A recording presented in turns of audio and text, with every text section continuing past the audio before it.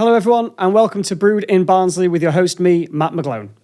Each episode I'll be joined by a well-known Barnsley personality to discuss how living here has shaped their lives.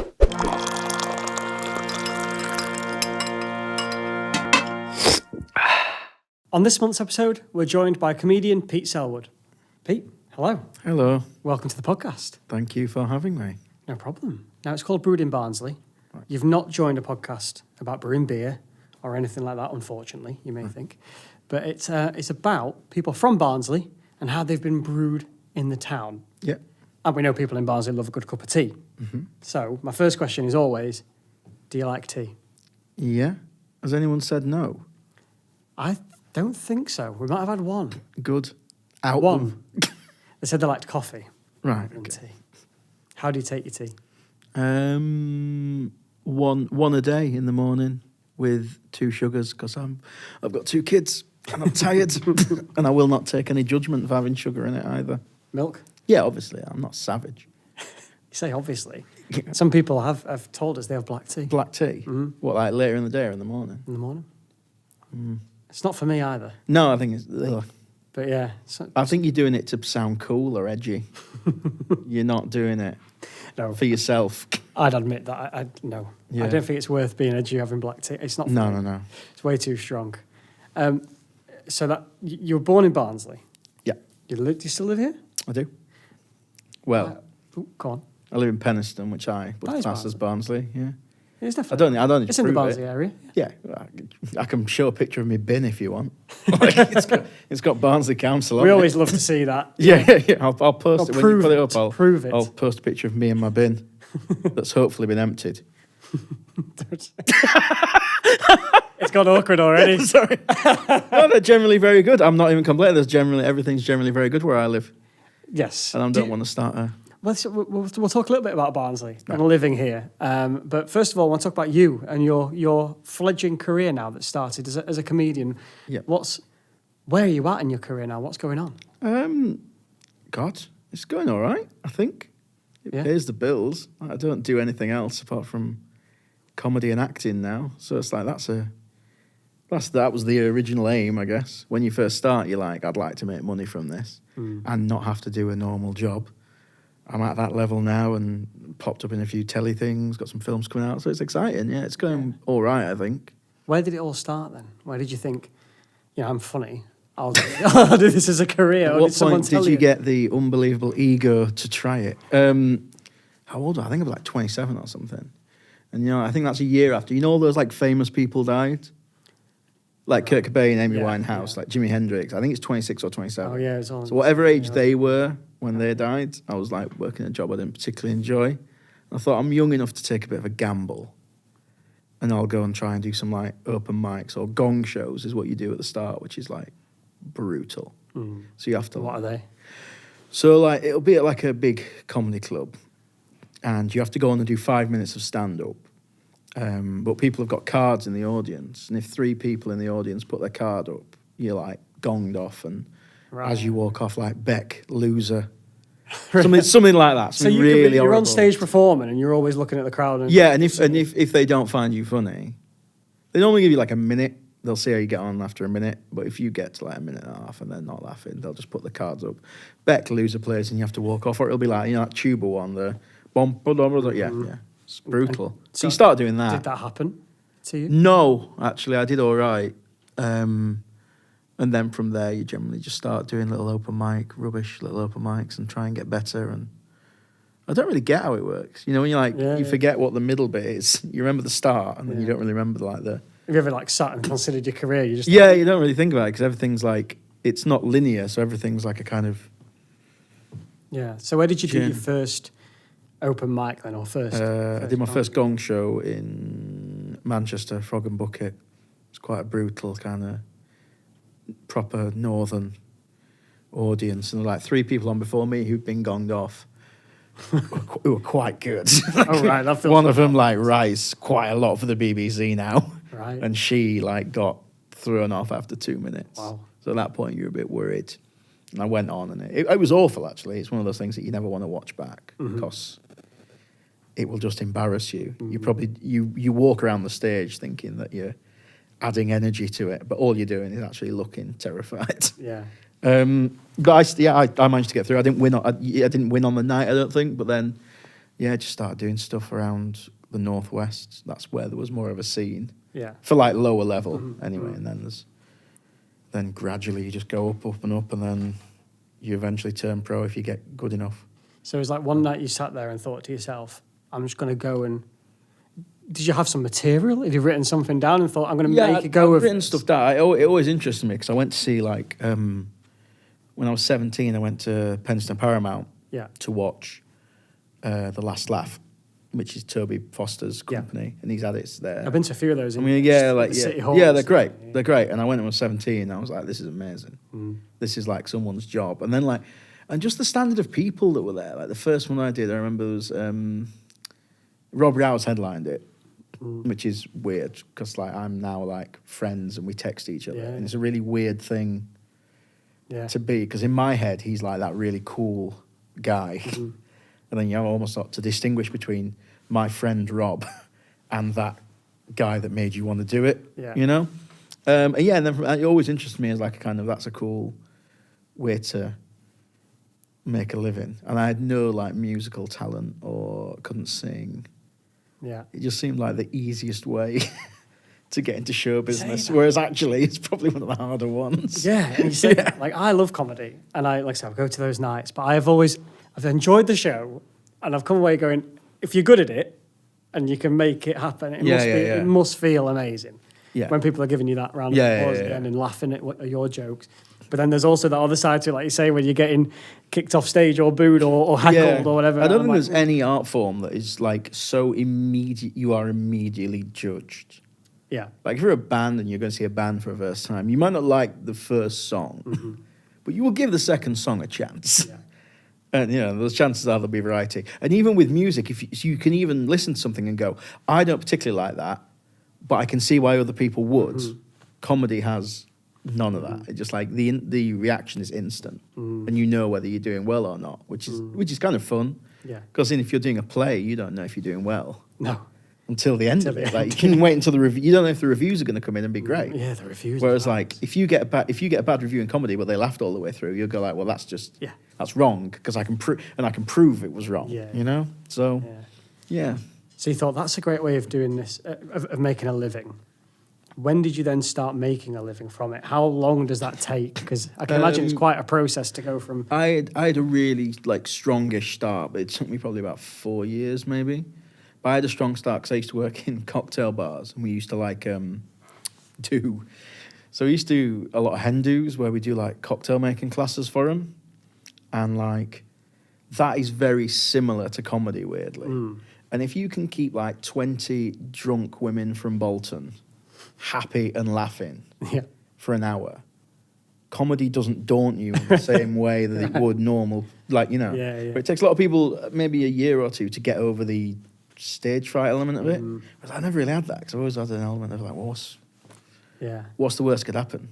It goes badly, you go home, and you've got other stuff to do.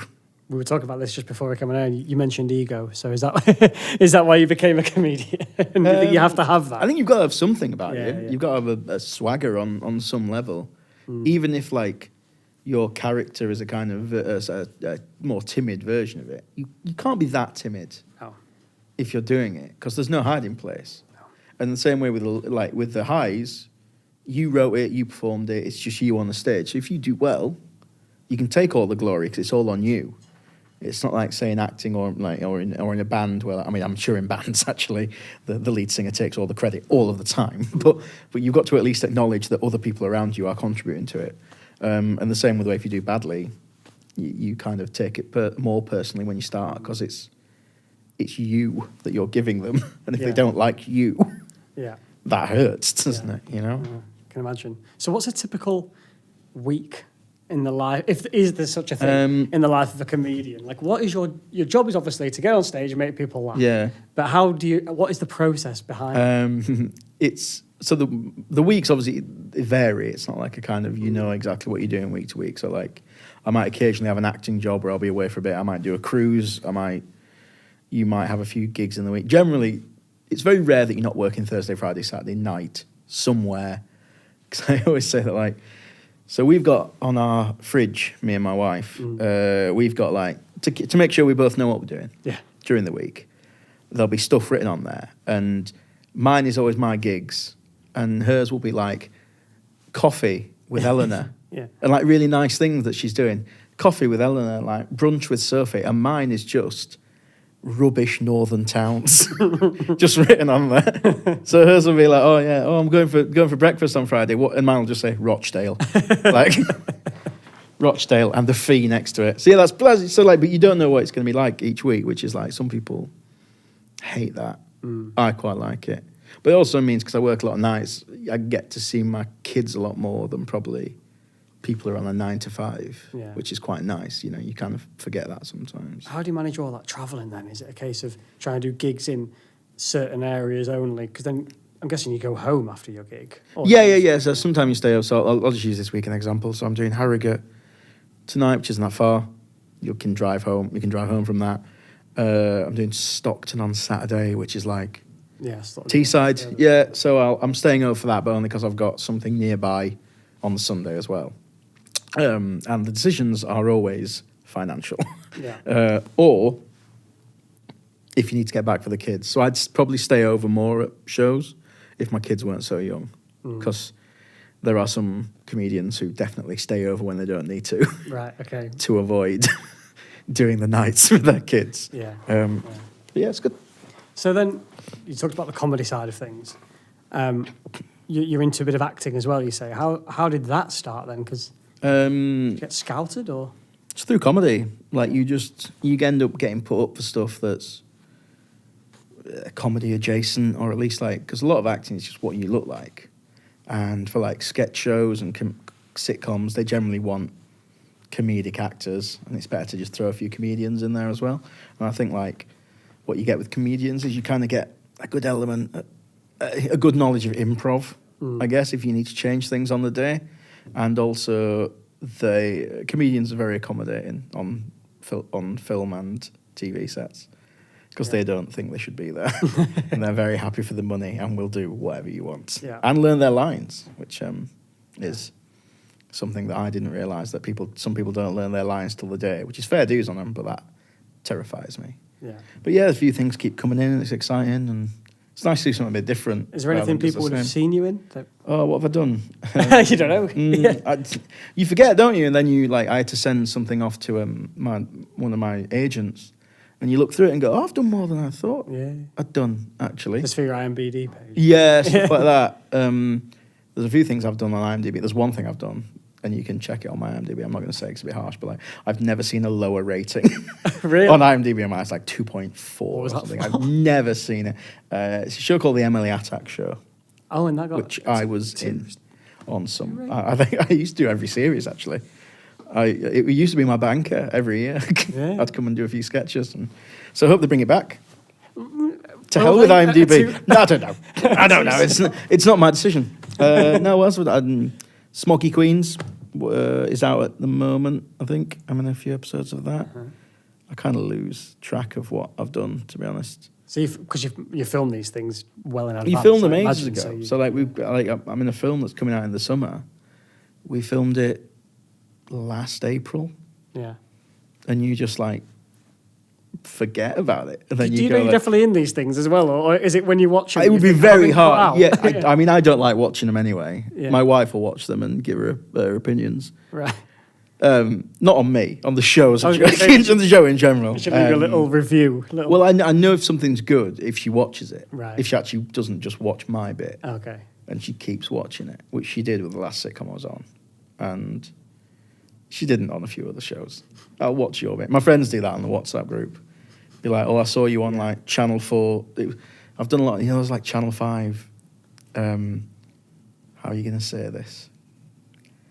Those when celebrities do blah blah blah blah blah. And you've got like a few people from Hollyoaks, and then comedians you've not heard of, and like. Oh, you're one of them. Oh yeah, I'm one of them. Yeah. And it's weird. Yeah.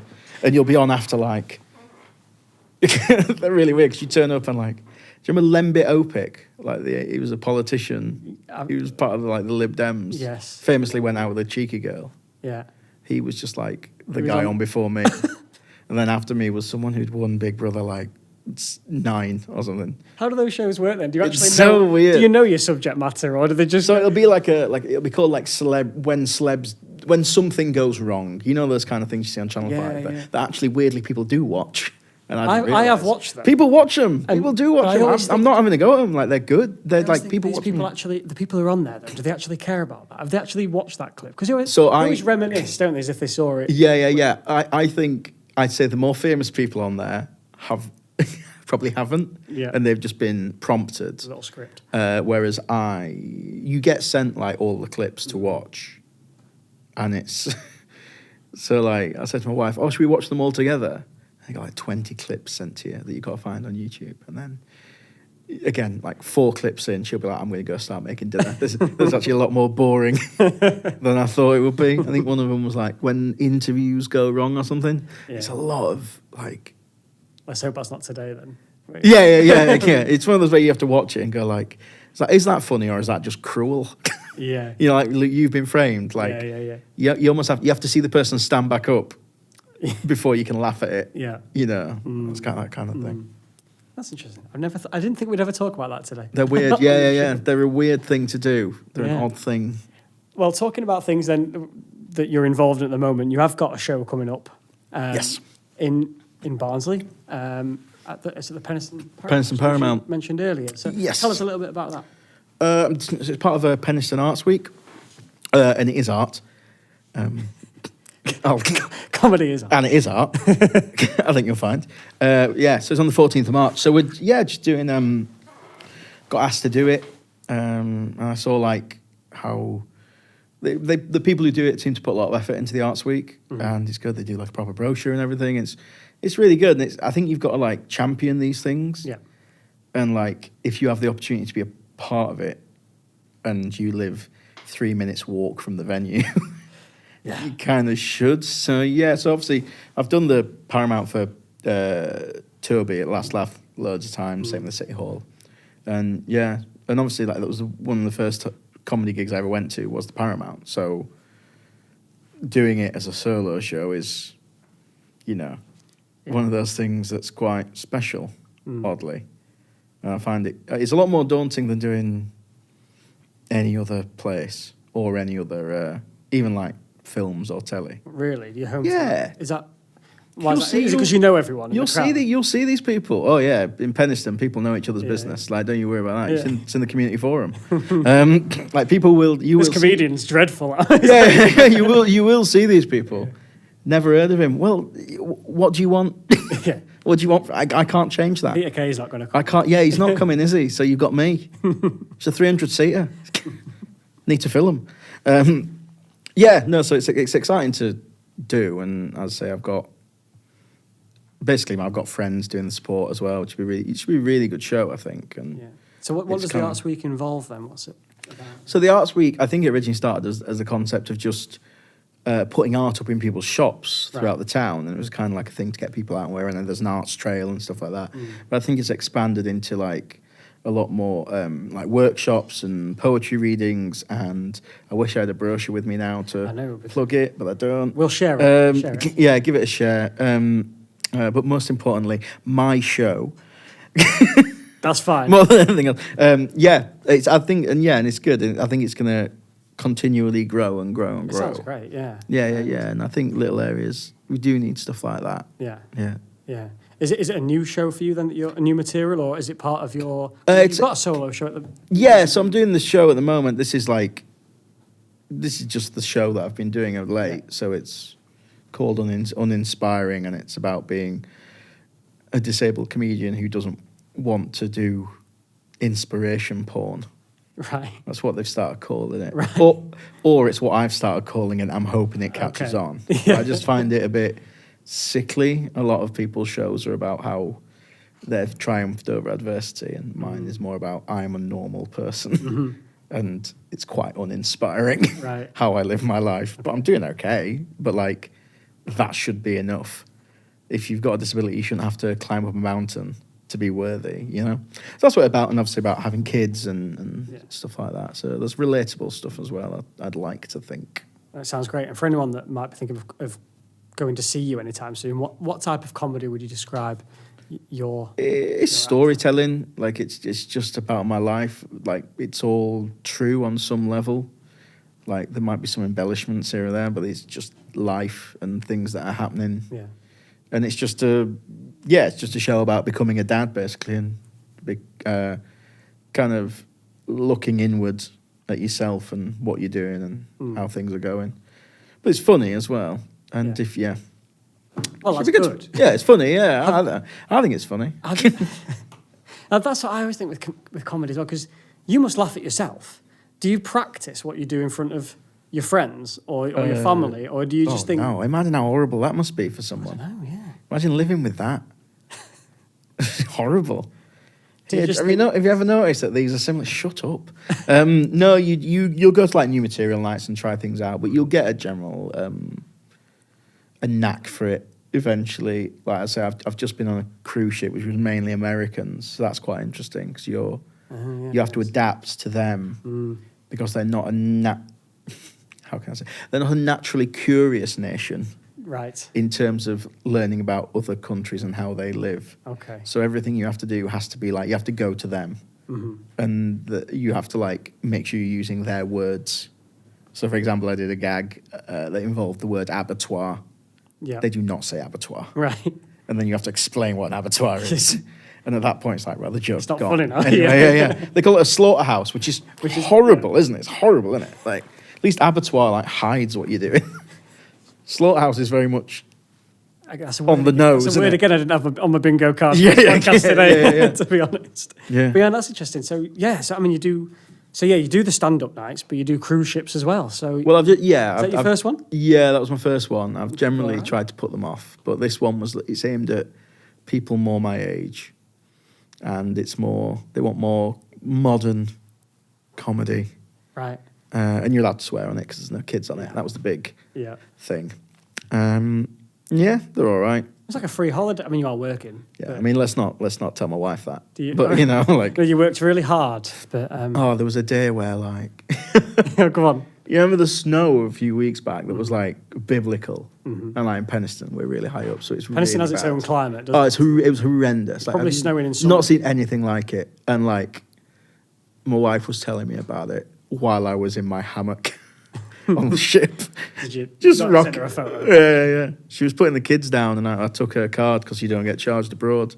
She's putting the kids down, and because of the time difference, she's putting the kids down, and like 2 pina coladas came through on her phone. And I was like, yeah, but I'm in the round. It's like, so you've had 2? It's like, yeah. I went, yeah, I'm having a good time. Well, you're still working. It's not bad. I'm bringing home the money. Not bad. Yeah. So did you gig in Penistone?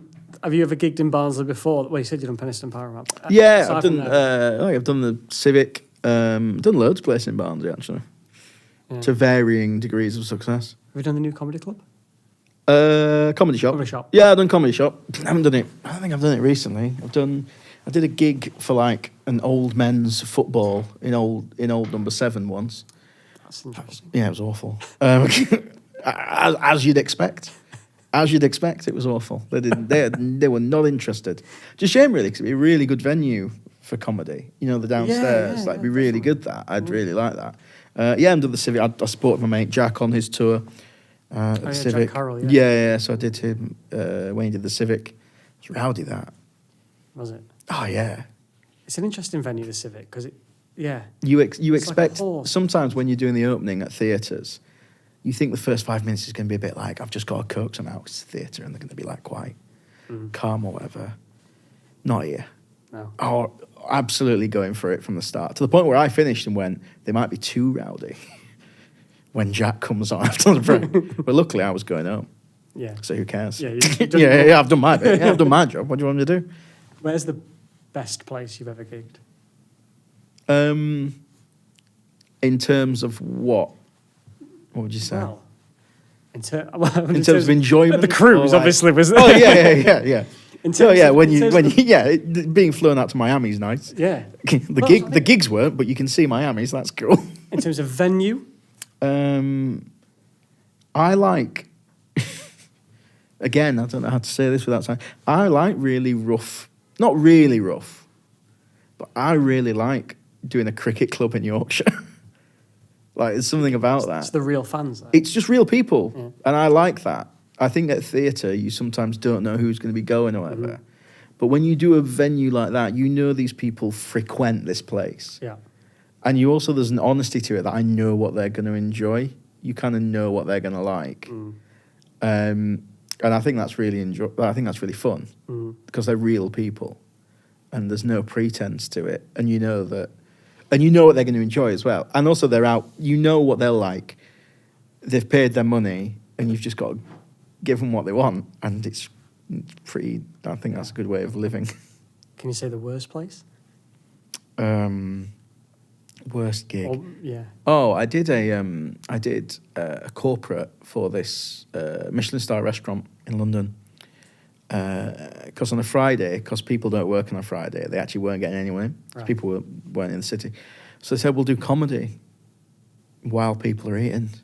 Ooh. And it was told to me as like, oh, you'll be doing like 20 minutes between the starter and main, and 20 minutes between main and dessert. And I was like, it's fine. That's all right. As long as they're facing the right way, they've all got a drink, whatever. And it wasn't. It was, can you do 45 minutes just in the middle of this restaurant while people are eating at different levels of eating? So some people have the starters, some people have the main, some people have the desserts. And can you just walk around doing comedy? That's awkward. For 45 minutes, which is, I don't know if you know, it's a long time. Well, that's a full gig, isn't it? And yeah, and like, just... People are there. Look, if you've booked a Michelin star restaurant as well, you are either... I don't think even wealthy people go to them all the time. So if you've booked a Michelin star restaurant, you are going there because it's an event. Mm-hmm. It's someone's birthday. You might be planning to propose. It's an anniversary. It's something that's special to you and the people that you're with. Do you then want a northern man just doing jokes about STD clinics? Because that's what I did. Because I had nowhere else to go. That is awkward. And you just got to look at the clock and be like, because they can say, oh, because you can go, oh, it wasn't funny, be like, well, comedy's subjective. But if you don't do your time, that's when they can get arsey and not pay you. So as long as you do 45 minutes of speaking. Even if it's, even if they don't enjoy it. They still have to pay you. You've done your bit, It was a low point. I can imagine that is, the hardest gig. I think if I didn't have children and a mortgage, and I was like younger, I would have just not done it.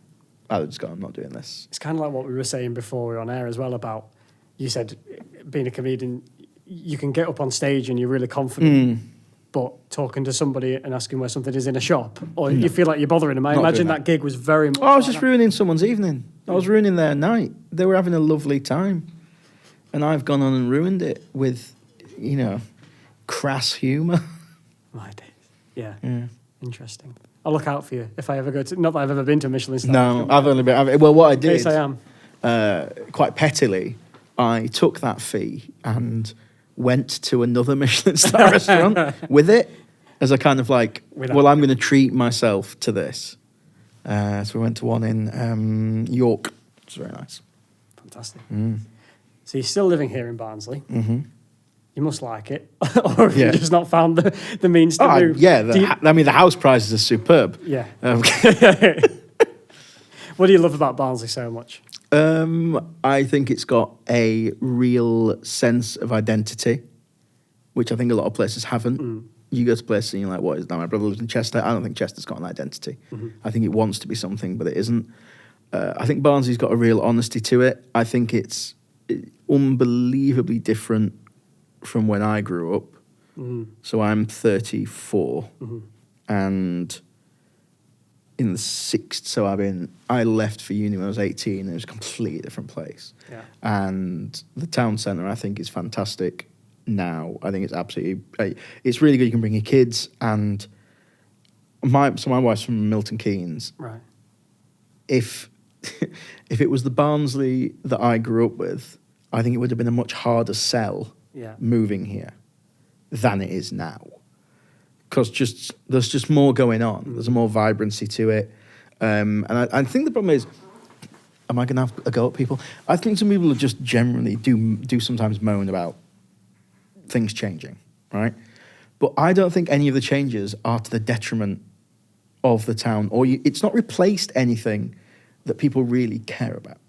So let's say I'm going to use an example. The botanist is there. Yep. The fact that we've got a botanist, when I would laughed my head off when I was 16 that we'd have a botanist, anything like that. Mm-hmm. But it's not like that's then got rid of the corner pin so we can have a botanist.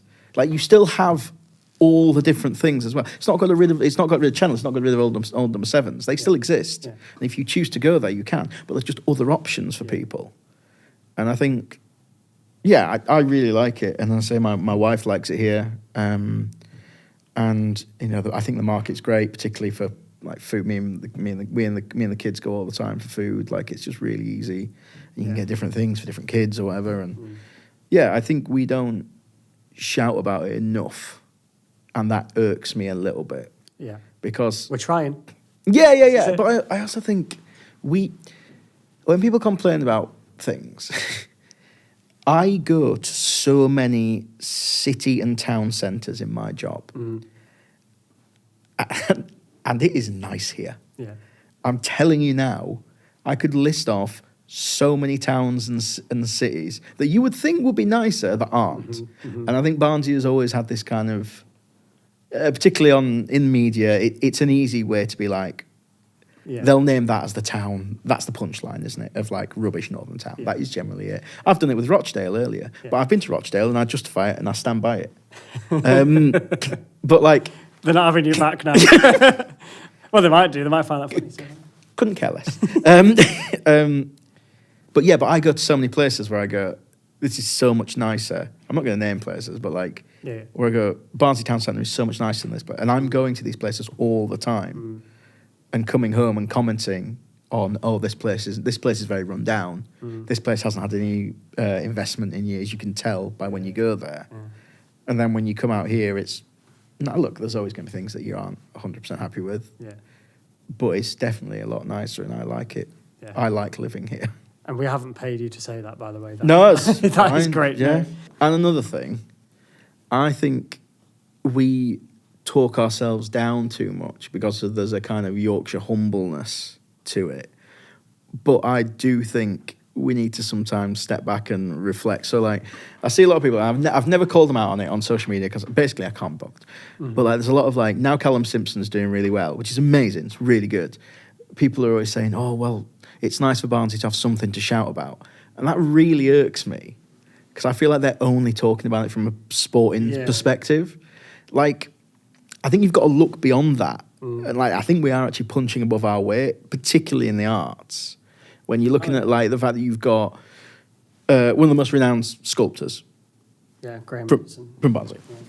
Biggest folk singer in the UK, we're going to say. Kate Rusby. Which pretty much makes it the world because nowhere else cares. They call it country in America. Mm-hmm. You've got that. You've got like people who are regularly on the biggest ITV dramas, constantly, aren't they? The best known chat show host of all time is from here. Mm-hmm. So there's little things like that where you go, well, you're just looking at it from a sporting perspective, whereas actually there's loads of stuff going on. Even from comedy, we have like people from the 70s who were on telly, and then even now, I know he doesn't do TV, but like Daniel Kitson is like amongst comedians and a lot of people seen as the best in the UK, and we don't go on about it. And maybe that's because he in himself doesn't go on about it, he just carries on or whatever. But like, former poet laureates. Yeah. You know what I mean? Like, and then but we're always like, there's not many people from Barnsley doing well. I was like, I think there are actually. Yeah. Population-wise, I think that's really impressive. And maybe we just don't go on about it enough. Well, and I think doing this podcast has given, hopefully given people a little flavour of what's going on. Some of those people that you mentioned there have been on here as well. And, it is incredible, even for me, to hear what's going off in Barnsley. There's so much. And which sort of leads me on to my next question, which was, if you're a younger person out there now thinking, can I make something of myself, maybe in comedy or in the arts?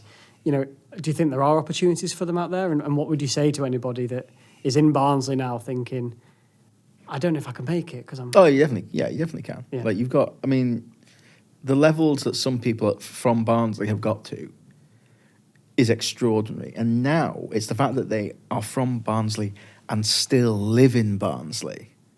That's just that's obviously just the nature of social media and the way it is or whatever. But there's also this argument, and I think this comes from school sometimes, of you're pushed down a certain path and you're kind of told more of your limitations than what you could achieve. So you're told what the limitations are. And I think the problem is sometimes within education is the fact that you're not really told how many things you can possibly do. So say you like something at school, like there are so many jobs within that, and the sky's the limit for it, and no one really tells you that. No. So, for example, if I'm working on a film, the people who are doing the hairstyling, right? They've not gone to like a Hollywood art school for hair. Yeah. They've done a course at a college, the same as everyone. It's just sometimes but you never think beyond. Like if let's say you do a hairdressing course, I could own a salon one day. Yeah, you can do that, and that's great, and that's amazing, and that'd be a really big achievement. But there's lots of other strands of things that you could do as well that are linked into it, and there's so many things that can evolve into. You know, my friend's doing a carpentry course now, and like his eventual plan is to do like movie sets. Yeah. Because again, they're not big fancy people. They're just people who know how to make things and are making things for theatres, movies, stuff like that. And so I think you can definitely, and you just need to like, you know, retain a level of being humble, but also be like, well, other people have done it to varying degrees of success. I mean, there's some very successful people on there. I mean, I still, you know, I live in a terraced house. but I'm paying for it through entertainment, so it's not the worst thing. You've made some. Yeah. I mean, there's some people on this podcast who will be genuinely incredibly successful, and I'm just making ends meet. Yeah. Well, I was going to ask, where do you see your career going now? Is it, you know, when you're a comedian and you're doing those kind of shows like tonight, you're going to Harrogate and smaller venues, do you think, do you aspire to be a Peter Kay, a big arena of comedian? I think I'm going to be an actor or what? I mean, in terms of arenas, I don't think arenas work for comedy. I don't either. And I think we should stop that now. I'm not going to knock anyone who's done it, because obviously it is money, but like, I think if the comedian had their own choice, I don't think anyone would actually do an arena. No. I think it's because other people want to get their slice of the pie. I think places like that are like 3,000 seater is absolutely perfect. That's the highest you can do, because otherwise it just doesn't feel intimate. Yeah, you know what I mean. If you're at the back of an arena, you can't hear a heckle. Yeah. You don't feel like you're part of it. Whereas like, so for me, I guess like your goals change, don't they? And then you forget that you've actually achieved your goals already. Like my wife has said before when I've moaned that I've got to drive to a gig, gone, all right, well, why don't you just get in the car and go and live your dream that you had 10 years ago, you know, because that was it. Yeah. In terms of what I wanted, so like, I'm trying to make my own, get my own sitcoms made, which is that's exciting. It's a long process, but it's exciting, and it's at least something I'm trying to do. And I'd say I've got a film out in the summer, which is such an odd thing, because I don't know if it's I don't know how the film industry works. So basically, it could change my life, or it could. Yeah, you're definitely in it. You're not being edited out. I don't know. It's so weird. Like I can't imagine, because they send like, it's so fancy. They send like drivers for you and stuff. Wow. It's like the fanciest thing in the world. And I was just, when you came to my house, I was like, is this like the smallest house you've ever picked someone up from? Because it seems like you'd only be picking up like really successful people. And what was his answer? He was like, "Oh no, it's loads of rubbish." I was like, "That was nice. I like where I live." Yeah. No, so it's just there's not like a linear path to it. You just kind of keep going and try and do different things that interest you, and just not become bored of it. I think is the main thing, because you used to be able to learn quite a lot out of just doing the circuit. I think that's changed now because of social media and stuff. But in what way? People are going to see more things. People are finding people more that are more their style of humour, which is great. But then that just means people do generally go less to like your small comedy nights, which I think are the best nights of comedy. I think the best nights of comedy are an MC and 3 comedians. I think it's better than going to watch the best comedian. I agree. I do love those. Because the last laugh stuff. And the enjoyment of like not knowing who someone is, Yeah. and then being wowed by them, I think is so exciting. I was pretty sure I went to see one in London years back, and Chris McClawson was in there. Yeah. Came out. We'd never seen him before, heard of him before, and I walked out and went, "This guy's really good." Like, Yeah. But then you also get that. It's not smug's probably not the word, but like you get that joy of like you know when you've had you liked bands before they were cool. Yeah, that's what I mean. There's an element of that, and then you'll see them and go like, "Oh, they're doing well." I knew about them way before you and stuff like that. So I think that's. But I can't find proof that it was him on the stage now. I've got no. Like, I'm telling you, I'm going to make a claim. Was he Scouse and blind? Yes. Well, it's probably him then. Well, there isn't another one. No. There's Jamie McDonald, who lives in Sheffield. He's Scottish and blind. No, he wasn't Scottish. Well, then it's definitely Chris then, because they're the 2 current blind comedians on the. I can't prove I was circuit. there, but I'm like, I've definitely. Oh yeah. But that's the fun of it. Is I mean, like I think when I saw Jason Manford doing like just a spot at the Paramount. Yeah. And that's just exciting, isn't it? Yeah. No. Along with who else was on? Oh, yeah. Move on. I tell you what, I did once go to a gig that was when I was at uni. It got cancelled because of snow, so they rearranged it. And I walked in, and they put it above this pub. And I walked in, and they said, "Oh, we said we're here for the comedy night." They went, "What comedy night?" And like I had to speak to the manager. Yeah. And we went upstairs, and it was literally me and my 2 or 3 other mates. That was nobody else turned up. It was one of those shows that you were talking about earlier, where you practice your material. I think he was going to yeah. They're fun. I like, but if you even get 20 people in, it was 4. There was 4 of us, and It was good. But yeah. You felt like you were forcing yourself to. Definitely. So you didn't upset him. It goes one or two ways. You either have the worst time, or people like just bite into it and go, "Oh, I'm just gonna have a nice time, regardless." But I like the new material ones. They're like there should be. Yeah, it's harder to. Because I think there's an enjoyment in something, knowing that something could fall flat on its arse. I like that. I think the audience do as well. Particularly if you do something that's like relatable, and it's like, oh, isn't it weird when you do this? And then an audience goes, well, I've never done that before in my life. Yeah. You weirdo. Do you think comedy's still an important part of people's lives then? Do you think it's still as big as it's ever been? I think it's the basis of most relationships on a like huge scale. I think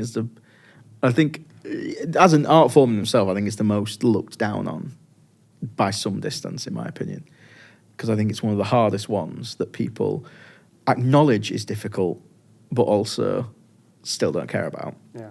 But in day-to-day life, most people are just trying to make your mates. Like if you're out with your friends, the general thing that you're trying to do is make each other laugh. And I think it probably is the most important.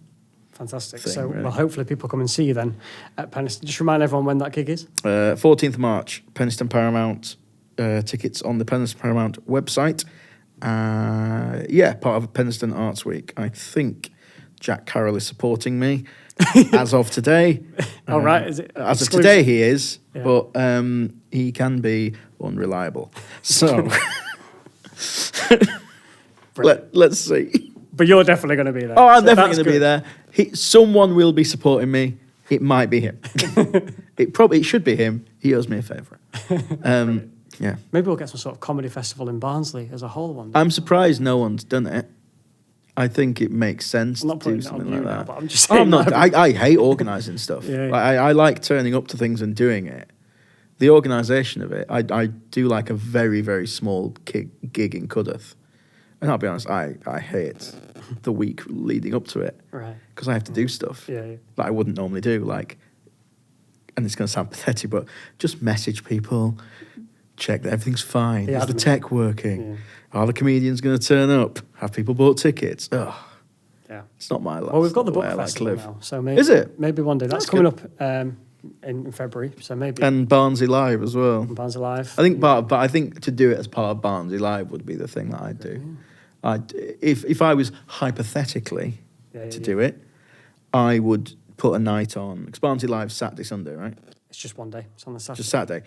If I were to do it, I would hypothetically do it as a precursor to the Saturday and have it on the Friday night as a kind of gala opening up of the event.